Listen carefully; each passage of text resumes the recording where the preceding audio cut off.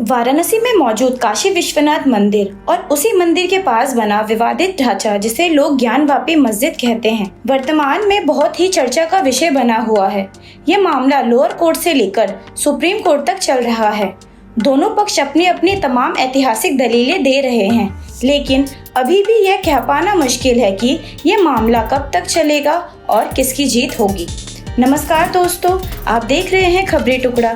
बने रहिए हमारे साथ अंत तक, क्योंकि आज मैं आपको ज्ञानवापी मस्जिद के आसपास मौजूद प्राचीन काशी विश्वनाथ मंदिर के अवशेष और उस जगह से जुड़ी ऐसी ऐतिहासिक मान्यताएं बताने वाली हूँ जिसे सुनकर आप हैरान हो जाएंगे। दरअसल ज्ञानवापी मस्जिद एक ऐसी मस्जिद है जिसकी गुंबद का डिजाइन तो सामान्य है, लेकिन उसके अंदर और बाहर की दीवारों में हिंदू मंदिर में प्रयोग होने वाली नक्काशी मौजूद है। साथ मस्जिद के सामने मात्र कुछ ही दूरी पर नंदी की प्रतिमा स्थित है, जिसकी वजह से यहाँ पर काशी विश्वनाथ मंदिर होने की आशंका और भी बढ़ जाती है। आइए अब सबसे पहले इस मंदिर के इतिहास पर एक नजर डालते हैं। दरअसल मस्जिद और विश्वनाथ मंदिर के बीच 10 फीट गहरा कुआं है, जिसे ज्ञानवापी कहा जाता है। ज्ञानवापी शब्द दो शब्दों के मेल से बना है, ज्ञान और वापी, जिसका अर्थ होता है ज्ञान का कुआं। स्कंद पुराण में कहा गया है कि भगवान शिव ने स्वयं लिंगाभिषेक के लिए अपने त्रिशूल से ये कुआं बनाया था। शिवजी ने यहीं पर माता पार्वती को ज्ञान दिया था, इसीलिए इस जगह का नाम ज्ञानवापी या ज्ञान का कुआं पड़ा। शिव पुराण और लिंग पुराण में 12 ज्योतिर्लिंगों के बारे में भी उल्लेख मिलता है, जिसमें काशी के ज्योतिर्लिंग को सबसे प्रमुख माना गया है। कहा जाता है कि शिव नगरी काशी भगवान शिव के त्रिशूल के नोक पर बसी है। भगवान शंकर को यह स्थान अत्यंत प्रिय है, इसीलिए उन्होंने काशी को अपनी राजधानी एवं अपना नाम काशीनाथ रखा। काशी विश्वनाथ एक ऐसा मंदिर है जिसका वर्णन महाभारत और उपनिषद में भी किया गया है। मंदिर के पुरोहित के अनुसार काशी विश्वनाथ मंदिर के मूल मंदिर का जीर्णोद्धार राजा हरिश्चंद्र द्वारा ईसा पूर्व 11वीं सदी में कराया गया था, जिसके बाद आज से लगभग 2050 साल पहले महाराजा विक्रमादित्य ने इस मंदिर का पुनः जीर्णोद्धार करवाया। जिसके बाद मंदिर कई वर्षों तक अपने मूल आकार में ही रहा। फिर भारत में मुगलों का आतंक बढ़ता गया और धीरे धीरे मंदिर ने मस्जिद का रूप ले लिया। सबसे पहले 1194 से 1197 के बीच मोहम्मद गौरी के आदेश पर कुतुबुद्दीन ऐबक ने मंदिर को काफी हद तक नष्ट कर दिया, जिसके बाद इस मंदिर के विध्वंस और पुनर्निर्माण की एक श्रृंखला शुरू हो गई। 100 साल बाद एक गुजराती व्यापारी ने इस मंदिर का दोबारा निर्माण करवाया। काशी विश्वनाथ मंदिर पर दूसरा हमला जौनपुर के सुल्तान महमूद शाह ने 1447 ईस्वी में करवाया था। मंदिर पूरी तरह ध्वस्त कर दिया गया। फिर 1585 ईस्वी में अकबर के 9 रत्नों में से एक राजा टोडरमल ने मंदिर का पुनर्निर्माण कराया। 1642 ईस्वी में शाहजहां ने काशी विश्वनाथ मंदिर को ध्वस्त करने का आदेश पारित किया। हिंदुओं के भारी विरोध के बाद प्रमुख मंदिर को तो नहीं तोड़ा जा सका, लेकिन काशी के 63 छोटे छोटे मंदिरों को तोड़ दिया गया। फिर 1669 में मुगल सम्राट औरंगजेब के आदेश से मंदिर को अंततः ध्वस्त कर दिया गया। उसके स्थान पर एक ज्ञानवापी मस्जिद का निर्माण कराया गया। ये आदेश कोलकाता के एशियाटिक लाइब्रेरी में आज भी रखा हुआ है। 1780 में इंदौर की रानी अहिल्याबाई होलकर ने ज्ञानवापी मस्जिद के पास कुछ दूरी पर स्थित वर्तमान काशी विश्वनाथ मंदिर का निर्माण करवाया, जिसके बाद से यहीं पर पूजा होने लगी। मुख्य मंदिर के आसपास काल भैरव, कार्तिकेय, विष्णु, गणेश, पार्वती और शनि भगवान के छोटे छोटे मंदिर हैं।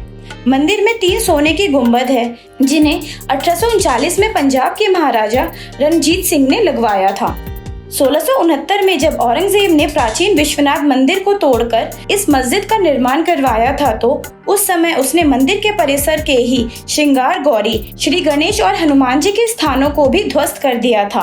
मान्यता है कि पश्चिमी दीवार, जो कि पूरी तरह किसी मंदिर के मुख्य द्वार जैसा प्रतीत होता है, वो श्रृंगार गौरी मंदिर का प्रवेश द्वार होगा, जिसे बांस मिट्टी से बंद कर दिया गया है, और मस्जिद के अंदर गर्भगृह होगा। इसी पश्चिमी दीवार के सामने एक चबूतरा है, जहाँ श्रृंगार गौरी की एक मूर्ति है जो सिंदूर से रंगी है।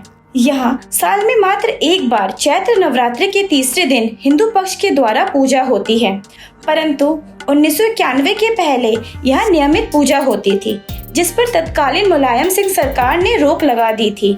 जिसकी मुख्य वजह इस मामले का फिर से सुर्खियों में आना था, क्योंकि इस समय बाबरी मस्जिद वर्सेस राम मंदिर का मुद्दा जोरों पर था। पंडित सोमनाथ व्यास, डॉक्टर रामरंग शर्मा और कुछ अन्य लोगों ने ज्ञानवापी में नए मंदिर के निर्माण और पूजा की स्वतंत्रता के लिए 15 अक्टूबर 1991 को वाराणसी की अदालत में मुकदमा दायर किया, जिसके फैसले में कहा गया कि बिना मौके का साक्ष्य लिए बगैर यह नहीं कहा जा सकता कि विवादित स्थल का धार्मिक स्वरूप मंदिर का है या मस्जिद का। अदालत ने पूरे परिसर का साक्ष्य संकलित कराने का आदेश दिया। अंजुमन इंतजामिया मस्जिद और सुन्नी वक्फ बोर्ड लखनऊ ने 1998 में हाईकोर्ट में 2 याचिकाएं दायर कर इस आदेश को चुनौती दी। 7 मार्च 2000 को पंडित सोमनाथ व्यास का निधन हो गया। पूर्व जिला लोक अभियोजक विजय शंकर रस्तोगी को 11 अक्टूबर 2018 को मामले में वादी नियुक्त किया गया था। इस मुद्दे में एक नया मोड़ तब आया जब 17 अगस्त 2021 में शहर की 5 महिलाओं राखी सिंह, लक्ष्मी देवी, मंजू व्यास, सीता साहू और रेखा पाठक ने वाराणसी सत्र न्यायालय में याचिका दायर की और ज्ञानवापी मस्जिद परिसर में स्थित श्रृंगार गौरी का नियमित दर्शन पूजन की अनुमति मांगी, जिसकी सुनवाई करते हुए 8 अप्रैल 2022 को सत्र न्यायालय के सिविल जज सीनियर डिवीजन ने वकील अजय कुमार को कोर्ट कमिश्नर नियुक्त किया और मस्जिद में सर्वे करवाने की अनुमति दी, जिसकी रिपोर्ट 17 मई तक दाखिल करने को कहा, जिस पर